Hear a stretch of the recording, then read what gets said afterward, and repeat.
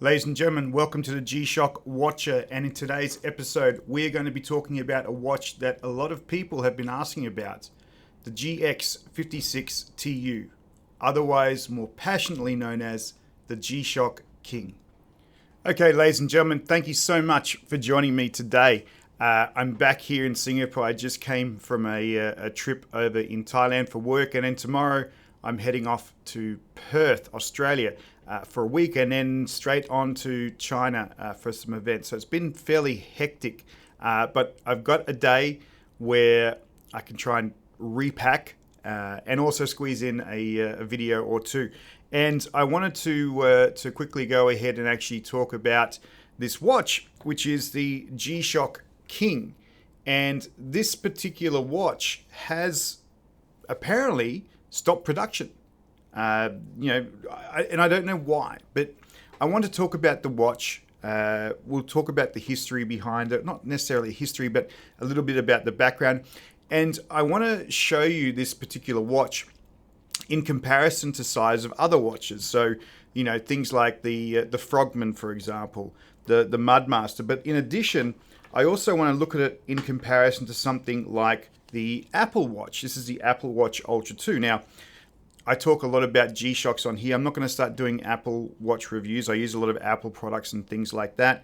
But I use this predominantly for tracking my runs and tracking health and those sorts of things. But I use a multitude of different gadgets. But what occurred to me was interesting was the size comparison. The Apple Ultra Watch 2 is a very big watch, and so is the G-Shock King. So we're going to dive into those things. So first off, let's go ahead and actually look at the story behind why it discontinued a product.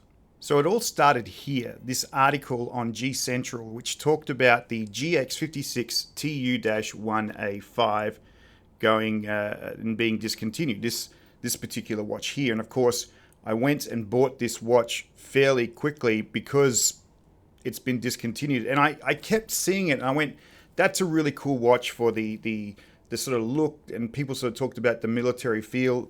I'm not a military person, but I just liked the robustness of the watch. It was a fairly chunky looking beast and has things I like, the orange highlights and absolutely a positive display, and it's a tough solar watch. Can't go wrong. So when this article comes out, I'm like, okay, I've got to go ahead and actually find this particular watch and make sure I grab one and be in trouble with the wife, but it is what it is. And so I started to look around and tried to work out, is there a story behind why it's been discontinued? And there's nothing that really mentions why. What is interesting, though, is when I look up on Reddit, some of the people actually talk about other watches in the King series that have actually been discontinued. So the GXW56-BB, which is the very black version, the one with the sort of the negative display, right? What I kind of find is harder to read. This one, they're saying, has been discontinued. And in this particular article, this person said, I haven't been able to find it anywhere, so I contacted the official retailer in Europe, Slovenia, which is a very unique location. They confirmed that G-Shock GXW models are discontinued. So then they contacted Casio Europe, and they've also confirmed that this model won't be available anymore in the future. So it would appear it's not just this particular watch, but it could be all the G-Shock Kings that are being discontinued. And that's a shame because it's a very cool looking watch. It's certainly not a small watch, a subtle watch. It's a big, bold, in your face sort of watch. And it makes me go back and think about the annual report that the team actually had from Casio. They talked about what they were doing with watches, and they were going after a couple of key markets, very fashionable markets, and then sort of the emerging markets. And maybe, I don't know, maybe the King doesn't fit into that particular market that they're going for. Maybe the G Steels and the MRGs is where they're actually going. I mean, this is not an expensive watch, and we'll talk about the prices in a sec. But it's a very functional, very utilitarian watch, and I've been wearing it since I bought it. I wore it when I went over to Thailand, to Bangkok for the event. I wore it with my corporate outfit. Now, my outfits a little less corporate than normal. I wear jeans and shirts and bow ties and vests, and I have a kind of bit different sort of corporate image. But I happily wore the G-Shock watch. And, a couple of people said, that's a really interesting watch. What is it? And I sort of showed them and they went, oh, that's kind of cool. It wasn't your sort of fancy metal ones. It was this big sort of resin watch. So anyway, coming back to the bit where we talk about the discontinuation, looking at this discontinuation of the G-Shock watches, funnily enough, this is not the first time that the G-Shock Kings have been discontinued. If you go back and have a look at some of these articles here on WatchSeek, this is back in, let's have a look, back in 2015, I want to sort of say, like it's an older, much older post.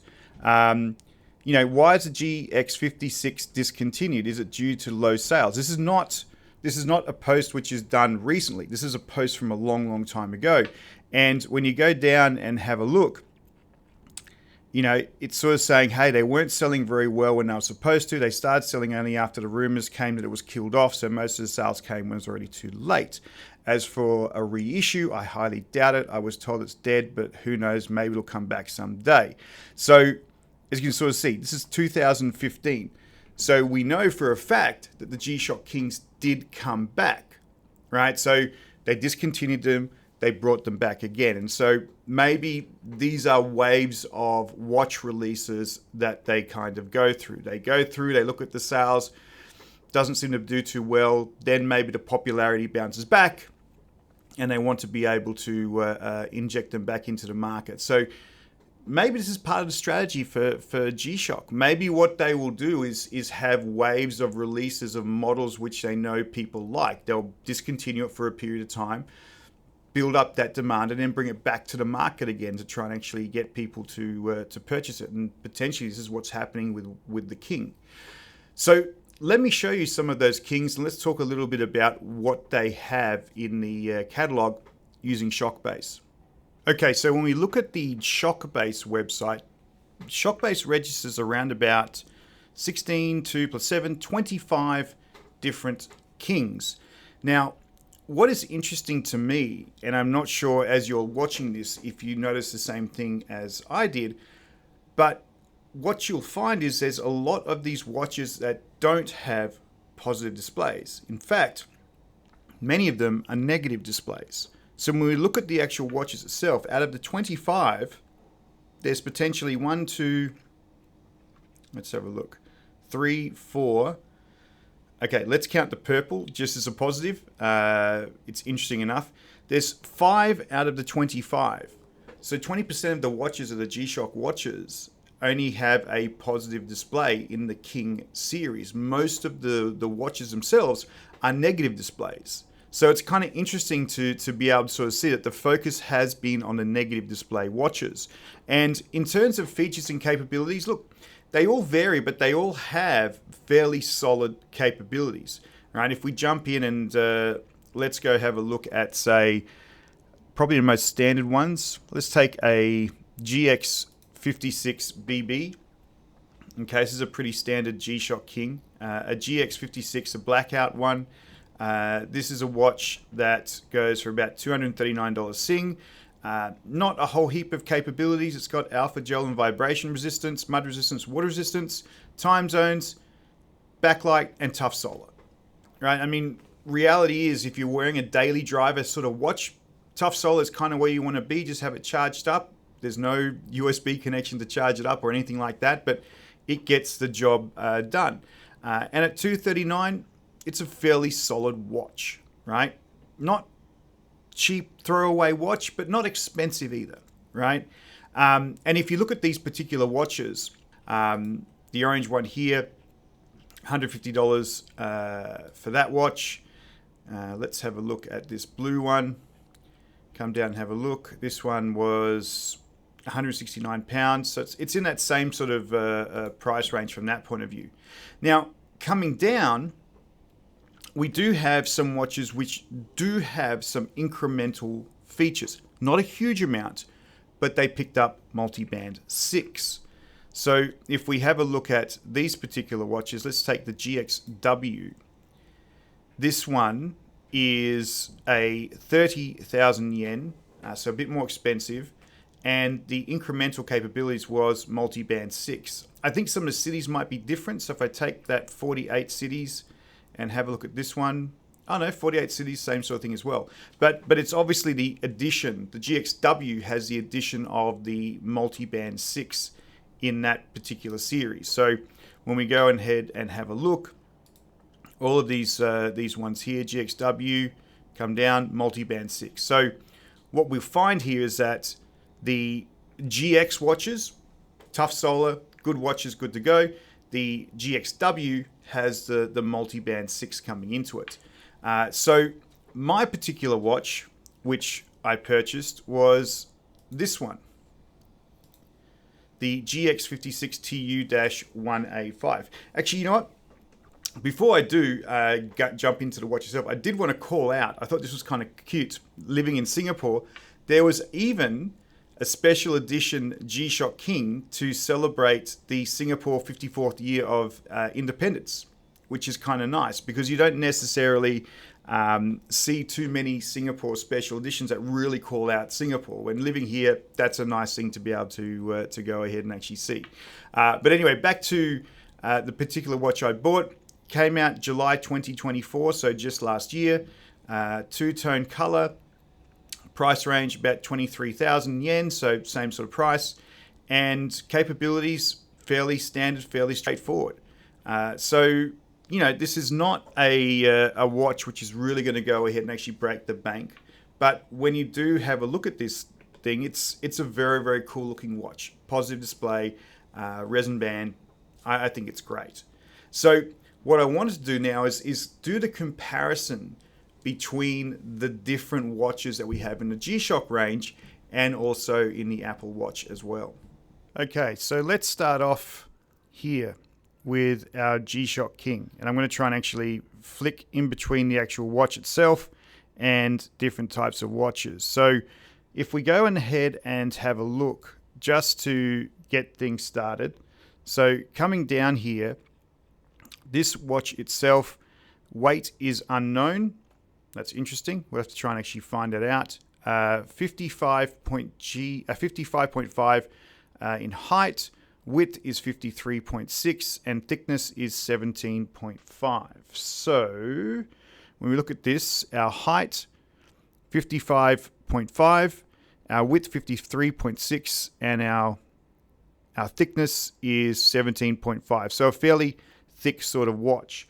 Now, if we compare this side by side with the Frogman, right, it's also a fairly big size watch as well. I've got to try and make sure I hold these as side by side as possible.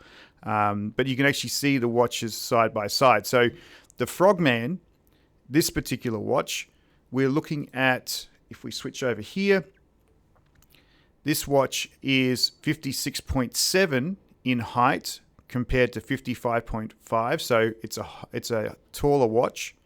53.3 in width, 53.6 in width, so the King is a bit wider, and the thickness is 19.7 versus 17.5. So what we actually know here is that the Frogman is probably a little bit bigger boy than the G-Shock King actually is, right? But maybe it's the squarish shape, I'm not too sure. It's just a little bit thinner, but let's go compare another watch. Let's keep that guy there. Let's compare this now with this one, the Mudman, right? My favorite watch of the moment, the Mudman. So if we go down and have a look, this particular watch is 88 grams. We'll have to go back and actually try and work out what's going on there. 56.7 on the height, 52.7 on the width, and thickness 14.8. So in comparison, it is bigger than the G-Shock in height. It is thinner than the G-Shock in width, and it is definitely not as thick as the G-Shock itself. So, looking at these two watches side by side, this is a taller watch, which potentially from there to there, I guess they're maybe looking at the face here. So it's this face is the height, I guess they're looking at. So width-wise, as I sort of said, width-wise, it is thinner. So this one is a thinner width than this one. The height, this is bigger, but definitely in the thickness, the King is definitely a much thicker watch. So interesting one there as well. Let's compare against the Mudmaster. Okay, so the Mudmaster, also a fairly chunky watch, right? Let's have a look at how this actually compares. So switching over to the windows here. The Mudmaster, nope, that's not it. There we go, the Mudmaster coming down. So in comparison, 58.7 on for height for the Mudmaster, 55.6. So this is a much taller watch. In terms of the width, 53.6 versus 52.1. So it is a thinner watch. And from a thickness, 16.2 versus a 17.5. So in terms of Mudmaster comparison, taller watch than here, which we can probably see, but it's a much thinner watch versus the King, and also, funnily enough, thinner. I guess you can probably see the difference in the actual thinness on those particular watches. Go back and have a look again.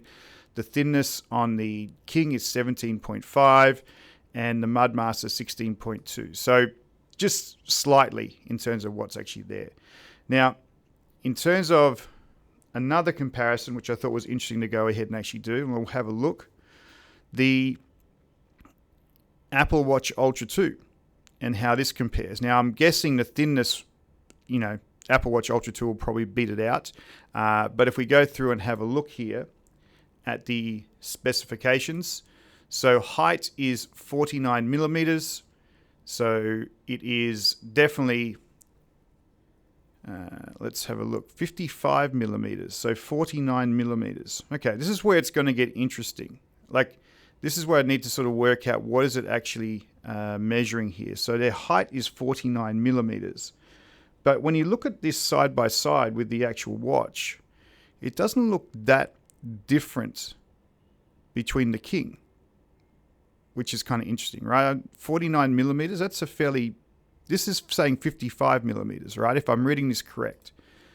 This says 55.5 millimeters, but then Apple Watch Ultra 2 says 49 millimeters. So perhaps it is measuring the whole thing here. We'll have to go ahead and actually see. Let's look at the width. The width is 44 millimeters versus 53.6.